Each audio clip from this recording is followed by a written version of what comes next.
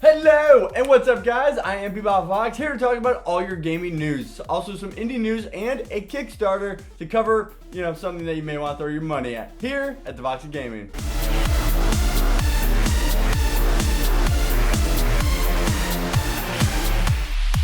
First up, some Skyrim news. It looks like we're going to have another expansion pack. Yes, but it was rumored by a Redditor. Oh man, I love Reddit, but gee, well actually this guy, he's dependable. His name is DerpTemp6698. Yeah, that's Derp. But this is actually the guy who came out with the information for the Mass Effect DLC that was coming out. So, no dependable. Well, it's already rumored that this is going to be called Hearthfire. That's pretty good if he already has the name of it. But there are some awesome things going on with this DLC so far. Rumor or not, this is awesome. We're talking about you're now able to build houses anywhere you want in game, and also have an alchemy lab or an armory room if you want, even a trophy room. Alright, you got me. I love customization in my house, so you can get your interior decoration on. So what do you guys want to see on this new expansion? Next up, we finally have some screen teases of GTA 5. Oh yeah! It's about time they started trying to promote that game. I mean, besides one trailer that came out forever ago, that was pretty much a teaser. But it looks like they also gave a possible release date of November 23rd. That's pretty awesome. That's Black Friday if you guys don't know.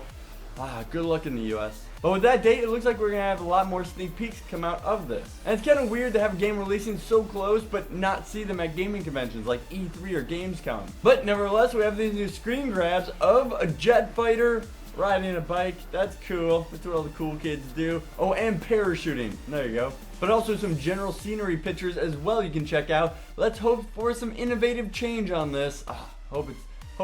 My hopes are going to be over, aren't they?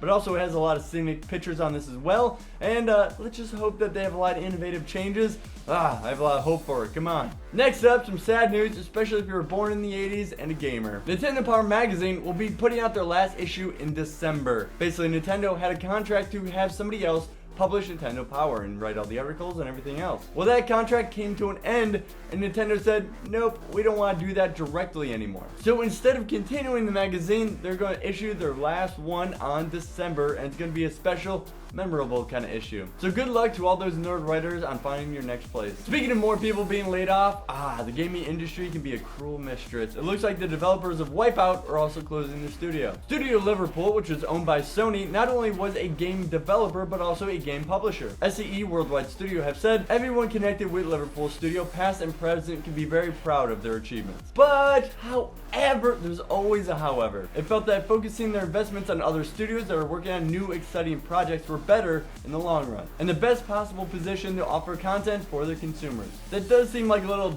dig there, but this could mean that the people working on Wipeout could be working on other games as well now. But you had a good run, Studio Liverpool, thanks. Next up though, Ubisoft explores the idea of free-to-play.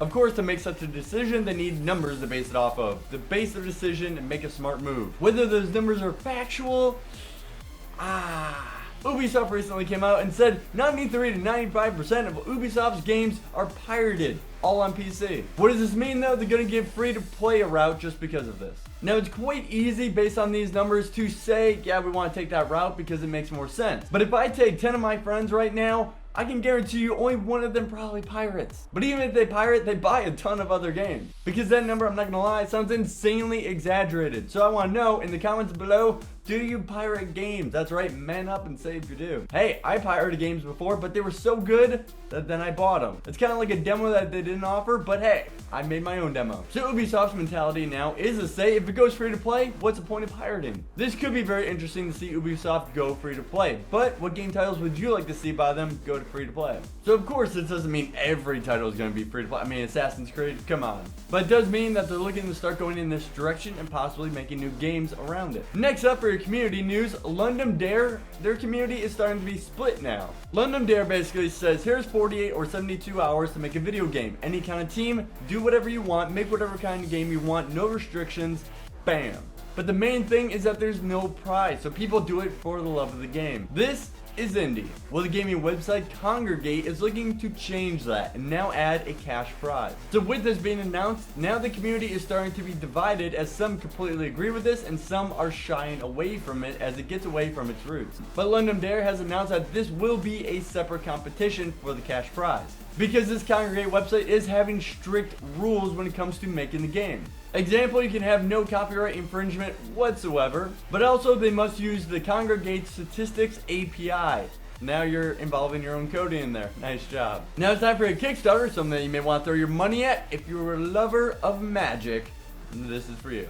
To bring you Soul Forge. This will be a digital game, much like, Scrolls. Well, one trading card game company is coming together with the creators of Magic himself to bring you Soul Forge. This will be a digital game, much like, Scrolls. But with this guy behind him, that is a powerhouse. So what's up with this new game, Soul Forge? Well, for one, it's going to be free to play. Also, you're going to be able to have cards that you play and actually evolve on the screen as well. So when you lay down a card that levels up another one possibly, then it looks more exciting and it just evolves as you play. But what's a card game without outstanding artwork? And they do not pass that up whatsoever. But one of the best parts about this is that it will also be designed for mobile gaming. Overall, they want $250,000 and they already made 140 of it, and it only has 19 more days left. So if you're into trading card games, this is going to keep it simple and make the decisions for you, so there are no arguments over the table and throwing all the cards everywhere in a big hissy fit.